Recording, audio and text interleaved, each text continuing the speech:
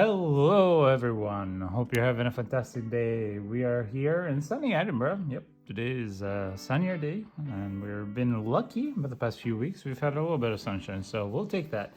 And Scotty and I are here to welcome you into the first unboxing of the Commander decks for the Lord of the Rings Tales of Middle-earth. We've done a lot of unboxings. So far, we've unboxed all the draft, the set, and the collector's booster boxes. And now we'll be diving into the Commander decks. As usual, what we'll try and do is we'll give you an overlook. Oh, thank you very much, by the way, Scotty. We'll give you an overlook of how the deck runs as a Precon. So we'll give you an overview in this video about what's inside, how we think it synchronizes with the main commander, how everything plays out, cards that are weaker, cards that are stronger, and then we'll give you an overall score of the commander Precon as is. And then after that, we'll be making videos to explain how you could upgrade this commander deck. So we're starting off with the big baddie, the one and only Lord of the Rings, Sauron. And this is the Hosts of Mordor deck. So this is a blue, black, and red deck. It is the evil side, I guess you could say it. And if I'm not mistaken, this is the only deck that represents the side of the darkness. There is no Saruman deck, which is kind of sad. I was hoping to get half and half, but whatever. And yeah, without further ado, let's get into the unboxing. By the way, we are having Glam Drink here as I guess good luck charm, but realistically just as a prop, and because we love the Lord of the Rings so much.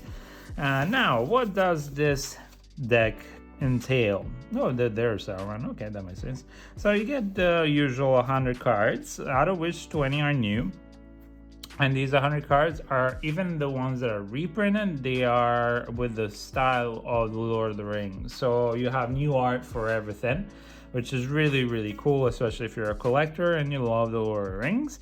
Then you get the usual foil-etched display thick commander, very thick. And then you get 11 double-sided token cards and a deck box, a life wheel, the strategy insert paper, some reference cards, and on top of that, you also get a collector's booster sample pack and 2 legendary traditional foils. So that's it. This is the deck. On the back, you have one king to rule them all. A little bit here of fluff about the deck proper. It is made in Belgium, with the Middle-earth Enterprises sticker. Yes, because this is a Universes Beyond deck after all. And just like the Warhammer 40k. So without further ado, let's crack in. I'm fairly excited about this. I've enjoyed...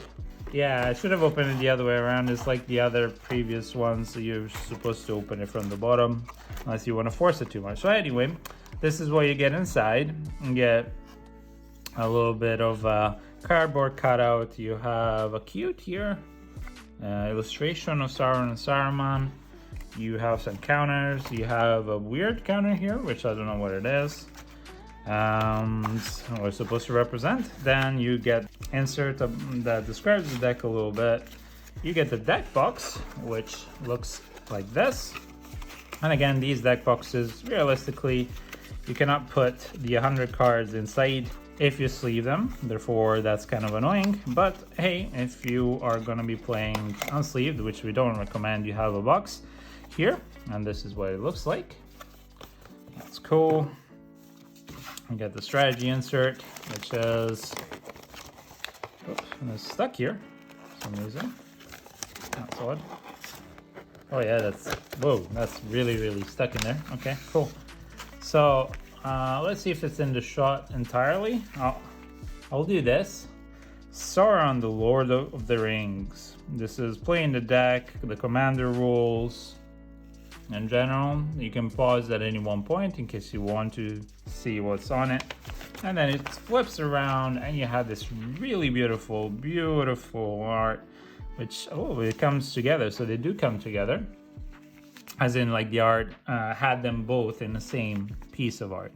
Sauron, the Lord of the Rings, and Saruman, the White Hand. That's really, really nice. And also because it's so popular and they're hoping to get a lot of new players in, it also explains to you what the magic colors are and why are Sauron and Saruman aligned with these colors. That's really, really cool. Actually, this is actually pretty, pretty interesting. Yeah. So that's the insert. That's really nice. I always enjoy the inserts. I try and keep them because I find them interesting, and yeah, they're just overall cool fluff. Next up, you get inside the wheel, which is 40 spin down counter. This is actually what I classify as a spin down counter. Sometimes they classify the dice as spin down counters, but this is what, anyway, this is the wheel to count the life. Then you get, well, nothing else other than the tokens, the collector's booster sample pack, which does not have any of the serialized cards, and the deck proper. So let's have a look first at the sample pack, just out of curiosity, what we get inside. We've really loved, whoa, this one opens so much easier. Where is this one made? Is it in Belgium as well? Yep, also printed in Belgium. We've really, really loved opening the collector's boosters ourselves. So let's see what's in here. You get the kind of MTG Friday night spam. Gimli Mournful Avenger in the showcase version. Pippin's Bravery in the foil scene art version. Very beautiful. So those are the two cards that you get in here. Okay, so next up we will have a look at the tokens and the commander proper. Voila. There we go. So Sauron, the Lord of the Rings is a 9/9 avatar horror for 5 generic, 1 blue, 1 black, 1 red. It's a legendary creature, of course, and when you cast this spell, you amass 5 orcs, mill 5 cards, then return a creature card from graveyard to the battlefield. Okay, of course, he's a necromancer in the story, so that's what they're trying to keep in theme. Then it has trample, and whenever commander and opponent controls dies, the ring tempts you.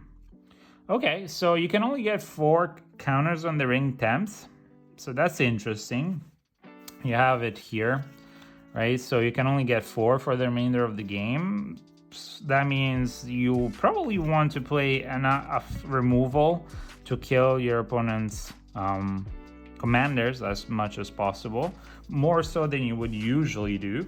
And then this is a tricky one because it's whenever you cast them that you can do the amass, mill, and reanimation. So he's kind of trying to be a reanimator, but not really. So it's kind of weird. It would be nicer if you, whenever you cast a specific spell, or whenever you cast a specific amount of mana spell, or something like that, because then it's not just enables himself, but I guess it's his selfish nature.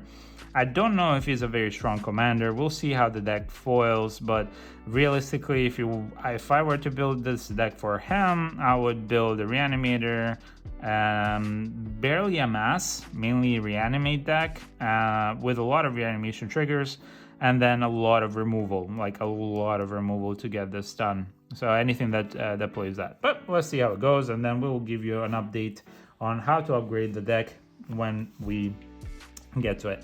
Then we get the tokens. We get Orc Army Food. Ooh, little goblins.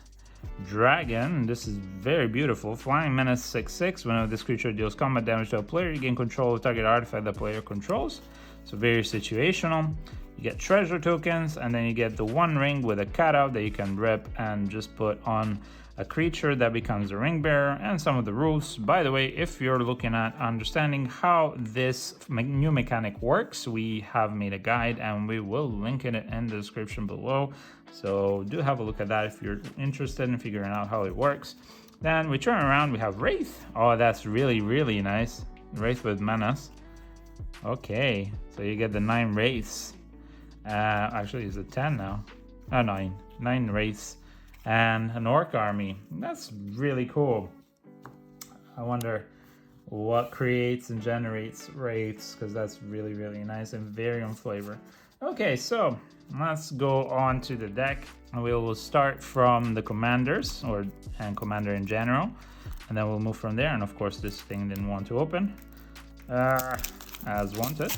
It's okay. Brute force sometimes makes it easier. There we go. So we've seen Sauron. This is what it looks like in the normal foil. Then we have Saruman, the White Hand, which is a 1 generic, 1 blue, 1 black, 1 red, 2/5 legendary creature, avatar, wizard. Whenever you cast a non-creature spell, you amass Orcs X, where X is the spell's mana value, and goblins and orcs you control have ward 2. So this is a very good commander, actually even better than Sauron if you wanted to take this deck onto the amass. Yeah, basically anything with amass, orcs and goblins, and buffs amass, orcs and goblins. So I would reckon this deck is going to be very split between the two and doesn't really choose the middle lane, because this is a Precon deck, so they're trying to give you as many options as possible so that you can then go away and build your deck. And then you have the rules insert.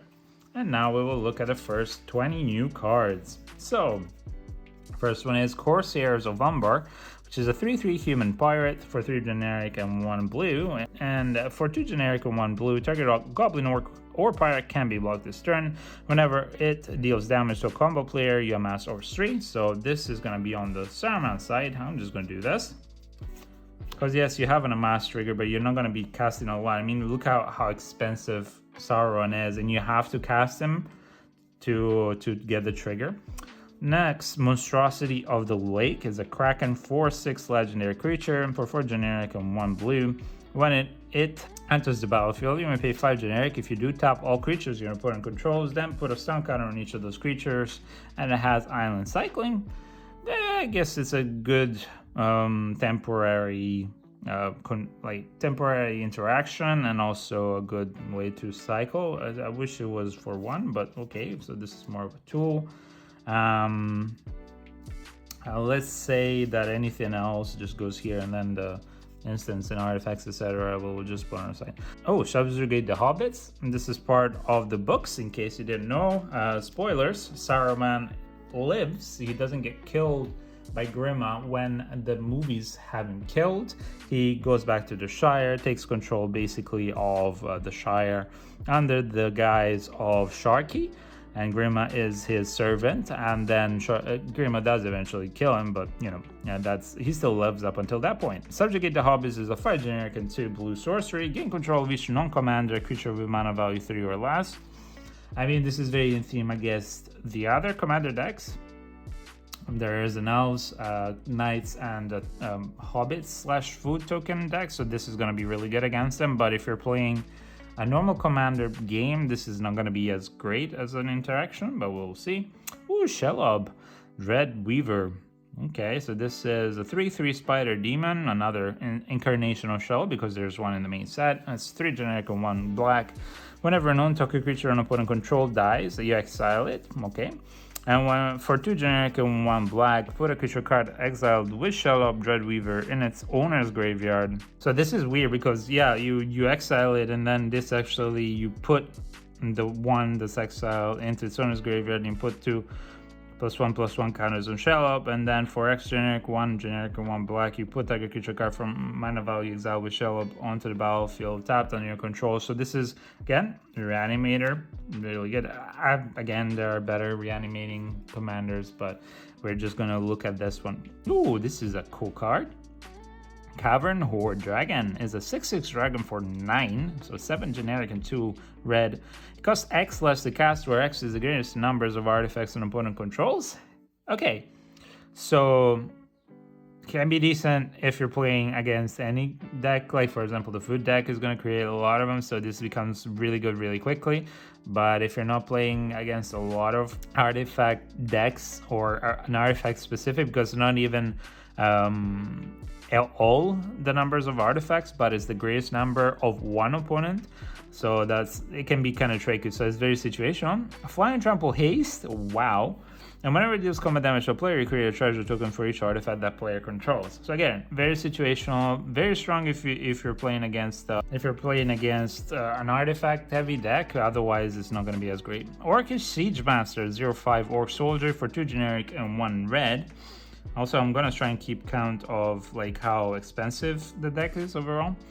So it's an orc soldier, trample, and whenever other orcs and goblins you control have trample, and when it attacks, it gets +X +0 until the end of turn, where X is the greatest power among creatures you control. Again, orcs interaction, not bad for that side of the deck. Rampaging Boar Mammoth is a 9/7, holy moly, for 7 for 5 generic and 2 red elephant, trample, and then cycling Axe 2 and 1 red. And whenever you cycle it, you destroy up to X target artifacts. This is way too expensive of an interaction with artifacts. Too expensive. Way. Ooh, the Balrog of Moria. Nice.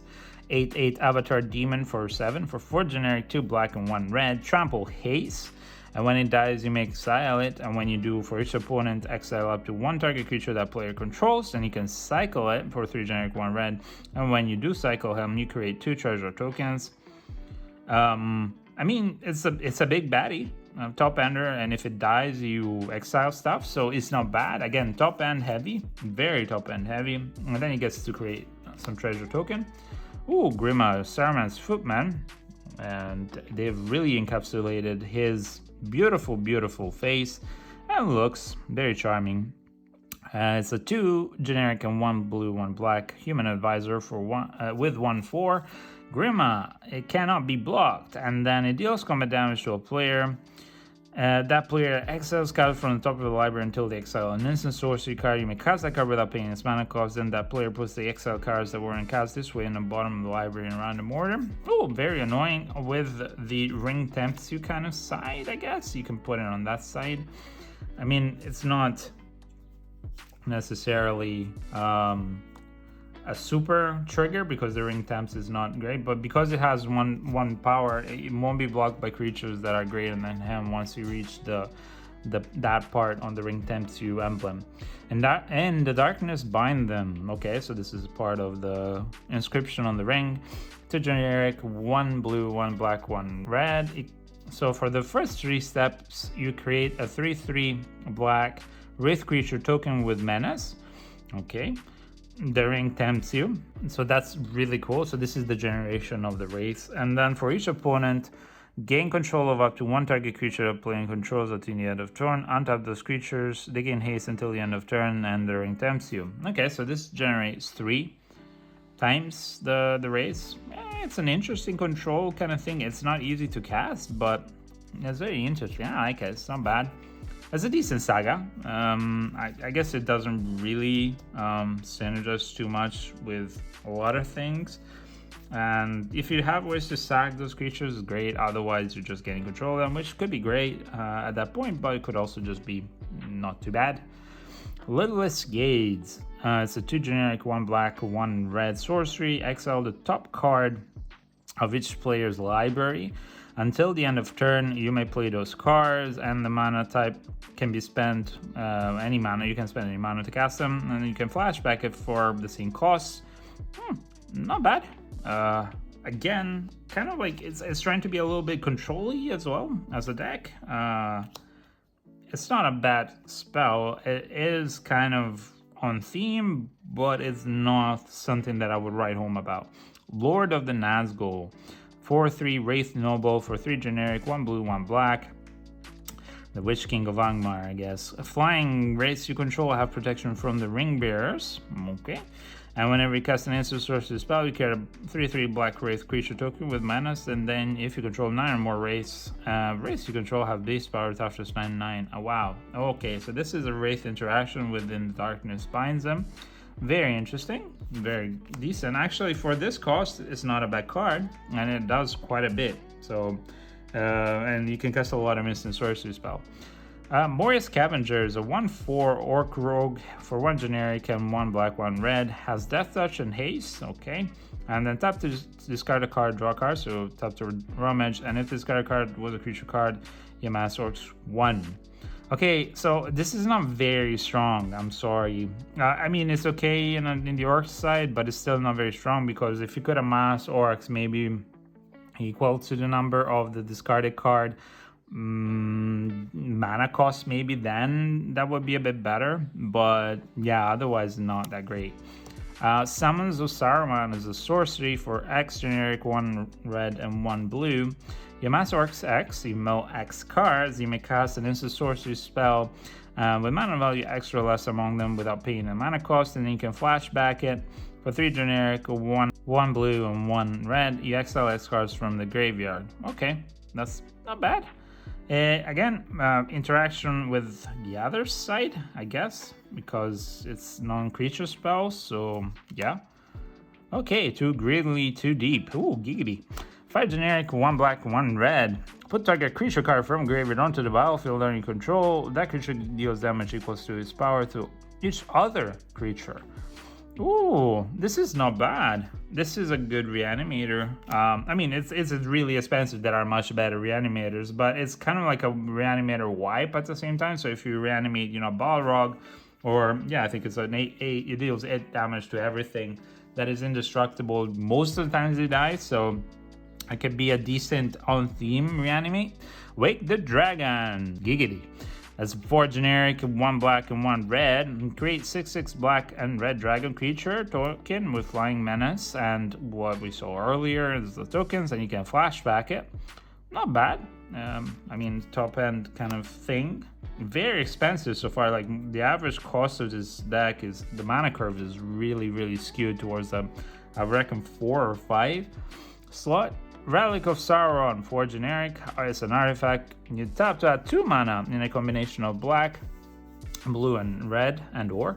And then, okay, so it can be any and or, so that's really good. And it's 2 mana. It's not bad. For 3 generic and tap, you draw 2 cards and discard a card. I mean, this is actually a pretty decent artifact. It's not the One Ring for sure, but it does allow you to draw 2 cards for 3. So if you do get flooded or you're just stuck, this can help you if you can get it, you know, going, because in the end it's the same cost as -1 as casting it, and it does allow you to add 2 mana of any combination. So yeah, it can be really annoying. It's kind of like a depowered lantern, because it doesn't give your lands the ability to tap for any color, and you're just tapping for those 3 colors. I actually like this. It's not bad, and it's very in theme. Oh, the Black Gate, the legendary Black Gate that we've seen before in our unboxings. This is a land, and it is a battlefield. You may pay 3 life, otherwise it comes in tapped, and then you can tap it for 1 black, and then for 1 generic 1 black, you choose a player with the most life or tied for most life. Target creature can be blocked by creatures that player controls this turn. This is really annoying. I think it's a decent land because, yeah, basically you're given a protection from defense protection for a specific player. Decree of Pain, 6 generic on 2 black. Destroy all creatures. They can be regenerated. You draw a card for each creature destroyed this way. You can cycle it, and when you cycle, all creatures get -2/-2. Again, very expensive, extremely expensive for what it's trying to do. If it costs like maybe 2 less, absolutely a decent one, but for 8 it's too much. Languish, yeah, we're going into the non-new cards, so this is a new version of Languish. I mean, it's a classic for 4, for 2 generic and 2 black. All creatures get -4/-4 until the end of turn. Very decent. Removal, you can even play in Pioneer on a sideboard for Arctus. Live in Death, it's 3 generic and 2 black. Sorcery, each player exiles or creature card from the graveyard, then sacrifices all creatures they control, then puts all cards they exile this way onto the battlefield. Decent card. It's a bit of a nuisance because, yeah, are giving an advantage to your opponents, but yeah. Ooh, I mean, yeah, why not? Reanimate, of course. That is really good. That is a very good card to have. So Reanimate is one of the greatest Reanimate cards in the world, because it is the original, the OG Reanimate, and this is with a beautiful new art. And it is 1 black, sorcery, and you just put a creature card from graveyard onto the battlefield under control. You lose life equal to its mana value. This is really good in Commander. And yeah, this is a great reprint. I think Reanimate is running upwards of, I don't know, 12, 11 pounds at the moment. So yeah, this is a great card, great reprint. It goes on to the side of Sauron and what he wants to do. Okay, then you have Blasphemous Act. And another okay reprint for 8 generic and 1 red. This spell costs 1 generic less to cast for each creature on the battlefield. Okay. And then it deals 13 damage to each creature. It's not bad, but yeah, it's an okay removal. Of course, the more creatures are on the board, the better this becomes. So it's decent as a removal for red. Especially if your opponents are going wide. It does, unfortunately, well, not deal with indestructible creatures, or it also deals with creatures on your side, but hey, it's another wipe. Then we have Goblin Dark Dwellers. This is a 4/4 Goblin. That's not bad. And Menace for 3 generic and 2 red. When it enters the battlefield, you may cast target instant sorcery spell, the card with mana value 3 or less from a graveyard without paying its mana cost. If the spell will be put in a graveyard instead, you exile it. Not bad. And whenever it enters the battlefield, because you can reanimate, and I would build the deck around reanimate mostly, it could be really, really good, but there aren't a lot of spells at the moment in the Precon that would get hit off with that, really. Now, Inferno Titan. This is a 6/6 giant for 4 generic and 2 red, and I really love the art. Really, really beautiful. And yeah, it taps for red. It gives +1/+0 until the end of turn. When it enters the battlefield, attacks you deal 3 damage divided as you choose amongst 1, 2, or 3 targets. It's a meh card. It's okay. Again, very top heavy. Null Spine Dragon. Beautiful art. 7/5 dragon for 5 generic and 2 red. And when it enters the battlefield, of course it has flying. When it enters the battlefield, you may discard a card and draw cards equal to the damage dealt to target opponent this turn. Not bad. It's okay. Again, very top heavy and allows you to draw stuff. Ooh, Scourge of the Throne is back. Wow, and that's a beautiful, beautiful art. It's one of the foul beasts attacking Minas Tirith. 5/5 dragon for 4 generic and 2 red. It has flying and dethrone. So whenever this creature attacks the player with the most life or tied for the most life, you put a +1/+1 counter on it, which is really good. And whenever it attacks for the first time each turn, if it's attacking the player with the most life or tied, untap all attacking creatures. After this phase, they get an additional combat phase. So this is a really good card, and it's really well reprinted. I think this is another 10-11 pound card, so a very good top ender. Siege Gang Commander is a 2/2 goblin, and when it enters the battlefield, you get 3 1/1 red goblins. It costs 3 generic and 2 red. It's 1 generic and 1 red to sacrifice a goblin and deal 2 damage to any target. It's not a bad card. It's nothing to shout home about, and it goes on the goblin side. Treasure Nabber is a 3/2 goblin rogue for 2 generic and 1 red. As a reprint that's actually pretty decent. If I'm not mistaken, this is like 7 pounds. Whenever an opponent casts an artifact for mana, get control of that artifact until the end of the next turn. So this is very annoying if you're playing against somebody who is playing a lot of artifacts. So that's definitely amazing. And of course, you know, a lot of people just play, well, you know, Soul Ring and Arcane Signets and Commander Spheres. There are the bases, and then the talismans and the sigils. So yeah, there are quite a bit of things that you can do with that. Hostage Shakers, a 2/3 human pirate for 2 generic, 1 blue and 1 black. If I'm not mistaken, this used to be a pirate. Yeah, it's a human pirate. Yeah, it wasn't the exile and block. When it enters the battlefield, you exile another target creature or artifact until it leaves the battlefield. Then you may cast a card for as long as it remains exile and spend any mana for it. This is a cool control kind of card that I like. I think it's an interesting reprint in this kind of deck. It's very on theme, but still, it's a bit of a half and half. Notion Thief is a 3/1 human rogue for 2 generic, 1 blue, 1 black, has flash. If an opponent would draw a card except the first one they draw in each of their own draw steps, instead that player skips the draw and you draw a card. Okay, that's really good. So if anybody would draw any more than 1 card, they skip that draw and you draw that card instead. This shuts down draw engine decks, basically. That's not really bad at all. Again, control card though. Chalk Estuary, this is nice, and this is one of those show lands or reveal lands that enters the battlefield tapped otherwise. That's the Lighthouse, which taps to add 1 generic, and for 1 generic, 1 blue, 1 red, you tap to draw a card and then discard a card, so it's a bit expensive. What is done? Ooh, Dragon Skull Summit, okay, that's nice. They start reprinting these into Commander. So these are the check lands. And Drowned Catacomb, all right, very beautiful. Foreboding Ruins, another Showland. Frostboil Snarl, Shoreland. I love the art in these ones, but I also love the ones that are original ones. Ooh, Smoldering Marsh. This is a swamp and mountain land. Enters the battlefield tapped unless you control 2 or more basic lands. This is another beautiful reprint. Sulphur Falls. Sulphur Springs, you tap to add 1 generic or tap to add black or red. Sorry, I just noticed that the cards on my side here have a line. Don't know if you can see it on camera. Yeah, you can kind of see it, like there's a line there. I saw that, sadly enough, the quality checking for these cards, printing for this suspension was kind of meh, but whatever. So yeah, this is the original Sulphur Springs, just with beautiful art.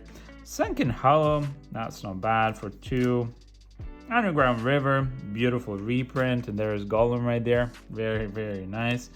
That's Underground Sea would have been nice. Treason of Isengard. So this is part of the main set. It allows you to put an instant sorcery spell top of your from the graveyard on top of your own library, and then you amass 2 orcs. It's an okay sorcery. By the way, have we seen any instants so far? No instants so far. Wow. Okay, that's very, very lacking for the Saruman side. So it's an okay spell if you have nothing better. It's only instant sorcery. Meh. I mean, there's many better cards than this one, but okay. Better downfall, it's a decent removal. The first instant that we get to see. And yeah, it's an okay removal. It costs 3 less if targets a creature that was dealt damage this turn. Otherwise, you just destroy a creature and its control loses 2 life. It's an okay removal, but again, there are much better. Troll of Khazad-dûm, 6/5 troll with swamp cycling. So they're going heavy into the sets proper. Yep. So they have quite a few creatures. It can be blocked by 3 or more creatures, but it's not a goblin, it's still a troll, so it's a top end heavy card, but it's a cycling card, so it's good for that. Ferocious Foul Beast is a 4/4 flying Drake Beast, 4 generic and 2 black. When it enters battlefield, each opponent sacrifices a creature, create a food token for each sacrifice creature this way, which is kind of good when you're hitting the board of a commander game.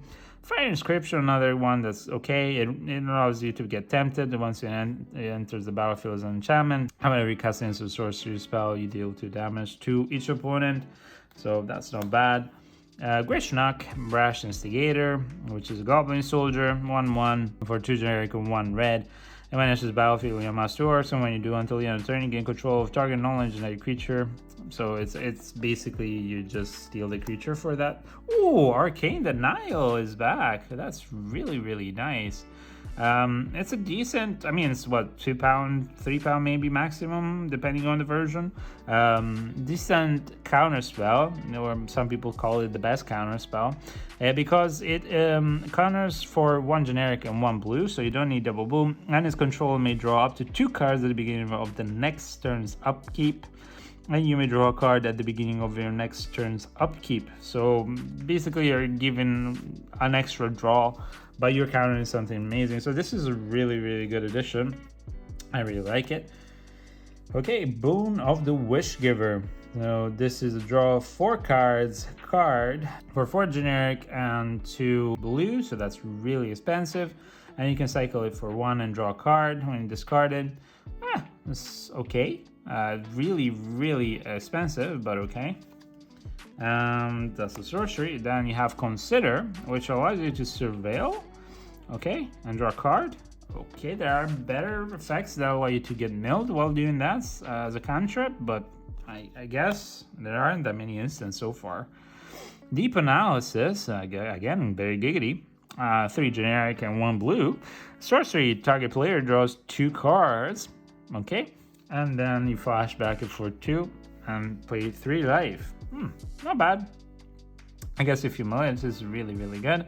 And then, yeah, otherwise you just draw 2 cards.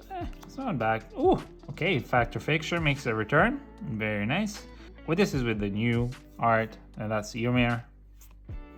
Not bad to have. I like Factor Fission. Forbidden Alchemy is an instant. For 2 generic and 1 blue, you look at the top 4 cards of your library, you put one of them in your hand, the rest in your graveyard. You can flashback it, so this enables, well, the reanimate part of the deck. Feed the Swarm sorcery, destroy target creature and enchantment and opponent controls. You may lose life equal to the permanence value. And, well, you lose, no, you may. For 1 generic and 1 black, it's not bad. What else do we get here? Merciless Executioner. Okay, this Executioner is a 3/1 Orc Warrior for 2 generic, 1 black, and whenever it enters the battlefield, each player sacrifices a creature. Okay. Annoying Revenge of Ravens is the 3 generic and 1 black enchantment. When a creature attacks you or a planeswalker you control, that creature's controller loses 1 life, you gain 1 life. Okay, not bad, not great. Anger, okay. 2/2 Haster for 3 generic and 1 red. As long as this is in your graveyard and you control mountain creatures you control have haste, so you definitely want it in the graveyard. Faithless Looting. It's a sorcery. Draw 2 cards, discard 2 cards for 1 red, and yeah, you can flash back it. Decent for reanimating the Mouse of Sauron. You can mill target player and then amass X orcs, where X is the number of sorceries and instants in that player's graveyard, so you could even mill yourself. Not bad. And again, the reanimate side, I guess. Yeah, you could just play it there. Goblin Crater Maker is a 2/2 Goblin Warrior for 1 generic and 1 red. And for 1 generic, you sack it to choose 1. Either deals 2 damage to target creature or destroy target colorless non-land permanent. Okay, kind of meh. Gutter Snipe, 2/2 Goblin Shaman for 2 generic and 1 red. Whenever you cast an instant or sorcery spell, it deals 2 damage to each opponent. Now this is more in line with Sauron, so this is a bit better. Shiny Impetus for 2 generic and 1 red. It's an enchantment aura, and the enchanted creature gets +2/+2 and is goaded. Goad is for attacking other player other than you, so that's pretty decent. You can place it on extremely big creatures for basically protecting yourself.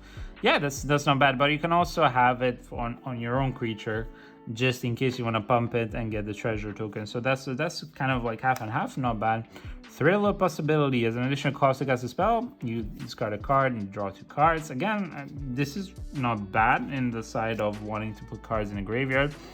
Extract from Darkness for 3 generic, 1 blue, 1 black. Sorcery, each player mills 2 cards, and then you put a creature card from a graveyard onto the battlefield under your control. Now, this is really good for the Reanimator. Ooh, Arcane Signet. That's beautiful, beautiful. The art is really cool and new, so that's really nice. Oh, Bazaar Monolith is in here. Oh, wow, it has been reprinted. Yeah, I mean, this is a classic card. There are quite a few combos with it. Commander Sphere, another classic card. Very, very beautiful. I was wondering if this is supposed to be like a Palantir or not, but really, really beautiful art. Everflowing Chalice. Wow, this is a nice reprint as well.